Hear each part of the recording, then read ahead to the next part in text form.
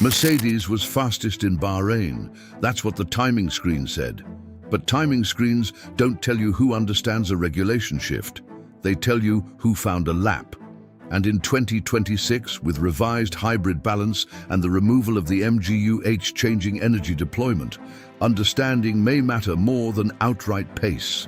While the headlines celebrated Mercedes's benchmark run, Lewis Hamilton spent his final day running disciplined long stints, cycling through compounds, focusing on repeatable data. He openly described the new generation of cars as complex, not unstable, not dramatic. Complex. That word matters, because every major rule reset in Formula One has rewritten the competitive order. 2009, 2014, 2022. Each time, the driver and team who grasped the operating window first built momentum before the season even began. So here's what caught my attention in Bahrain. Not the fastest lap, but the behavioral pattern, the calm, the method, the lack of panic. When practice starts exposed how sensitive the new systems can be, Hamilton's program remained controlled. We've analyzed the lap data, the public comments, and the context of past regulation shifts. And when you connect those dots, one possibility emerges. What if Bahrain wasn't about who was fastest, but about who saw the new era clearly first? Let's break it down. On the final afternoon in Bahrain, the timing screens told a simple story. Mercedes at the top. A reference lap that looked sharp, controlled, decisive. And yes, it mattered, but if you've followed Formula One long enough, through regulation resets, hybrid revolutions and ground effect comebacks, you know the fastest lap in February is often the loudest illusion of the year. Because inside that same Mercedes garage, the tone was more measured. Engineers acknowledged the challenge of keeping the car inside its ideal operating window. That's not weakness, that's transparency. And it tells us something critical. Peak pace was found, but sustaining it consistently under varying conditions is still a work in progress. Now contrast that with Ferrari's approach. Long stints, higher fuel, repeatable lap deltas, no dramatic swings, no desperate headline run. Lewis Hamilton described the 2026 generation as complex, stressing how vital it is to understand the car's working range, especially with the removal of the MGU-H, altering how energy is managed and deployed. That's not theory, that's regulation. The power unit balance has changed, and with it the rhythm of the car, and we already saw early signs of how sensitive this new era can be.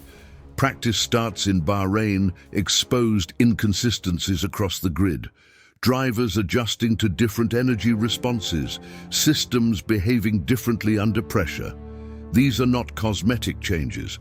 They reshape race starts, battery deployment strategies, and the way teams manage balance over a stint. Here's the part that seasoned observers never ignore. When rules shift dramatically, the team that posts the fastest time isn't always the one best prepared for round one. We've seen it before, in 2009, in 2014, in 2022. The advantage rarely belongs to whoever shouts first. It belongs to whoever understands first. So let me ask you, if February is about decoding complexity rather than proving dominance, are we looking at the right benchmark or missing the deeper signal altogether? Stay with me, because what comes next might reframe everything you thought testing was about. If you've covered Formula One long enough, you start to recognize the rhythm of disruption. In 2009, the double diffuser wasn't just a clever interpretation. It reshaped the grid because a handful of teams understood its aerodynamic potential before anyone else. In 2014, when the hybrid era began, Mercedes didn't just build a fast car, they built a power unit philosophy that defined a decade. And in 2022, the ground effect reset caught several frontrunners off guard, while others quietly unlocked consistency over months of disciplined development. Regulation shifts don't simply alter machinery, they rearrange hierarchy. They expose who prepared deeply and who reacted late. And 2026 is not a cosmetic update. The revised hybrid balance and the confirmed removal of the MGU-H fundamentally change how energy is deployed and recovered. That influences race management, battery strategy, even how drivers approach traction zones and defensive driving. These aren't marginal adjustments. They redefine the rhythm of a lap. In Bahrain, we saw different philosophies play out in real time. Some teams went hunting for peak performance, others prioritized mileage accumulation. And then there was Hamilton, openly describing the new car as complex, emphasizing the importance of understanding its operating range, not celebrating a number, studying behavior. Ferrari's long runs showed stability, not fireworks, not dramatic swings, just repeatable deltas across fuel loads and tire compounds. And when you see that under new regulations, you don't call it luck, you call it comprehension. Here's something experience teaches you. Performance is extracted from understanding, not the other way around. The teams that decode constraints early tend to unlock speed later with far less volatility. This isn't about conspiracy theories or hidden secrets. It's about pattern recognition. History leaves clues. And every major regulation reset has rewarded those who understood first, not those who shouted loudest. So the real question becomes, are we watching another transitional year where the early reader of complexity builds the foundation quietly? And if so, could that reader already be in plain sight? If you really want to understand a February test, stop staring at the timing screen and start watching the garages. Watch the body language, watch the tone, watch the rhythm of a team. Lewis Hamilton wasn't animated about lap times in Bahrain. He wasn't reacting to headlines. He was measured, focused, analytical in his comments. When he spoke about the 2026 car, he didn't talk about dominance. He talked about complexity, about learning the operating window, about discoveries. That choice of words matters. Mercedes had every reason to celebrate the fastest lap, and they did, fairly. Red Bull openly acknowledged areas where they still see room to improve. McLaren emphasized mileage and smooth execution, all factual, all visible, but Ferrari's narrative felt different, calm, deliberate, structured. Even the late stoppage, later clarified as fuel-related rather than mechanical failure, did not trigger panic or defensive messaging. There was no dramatic shift in tone, no scramble, just continuation. And here's something you only fully appreciate after watching multiple regulation resets unfold.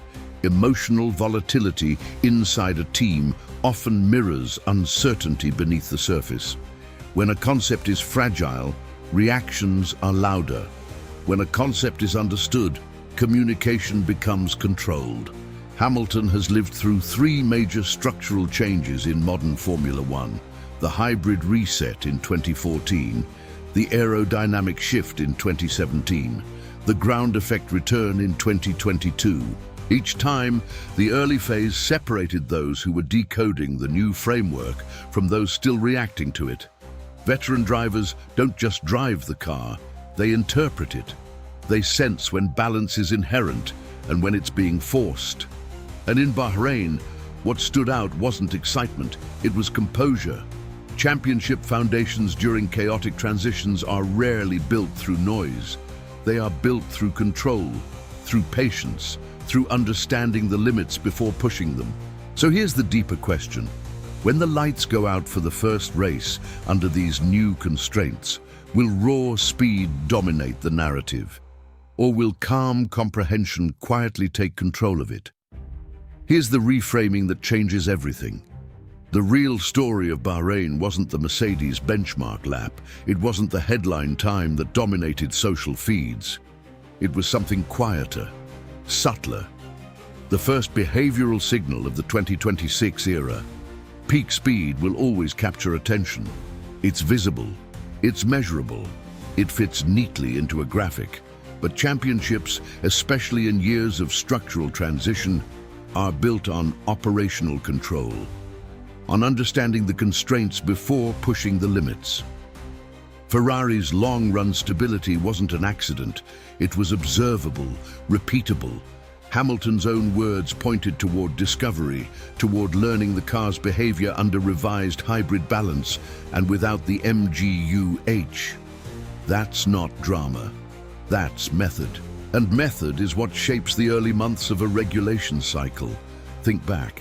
In 2014, when hybrid power reshaped the grid, the team that mastered energy deployment early dictated the narrative for years.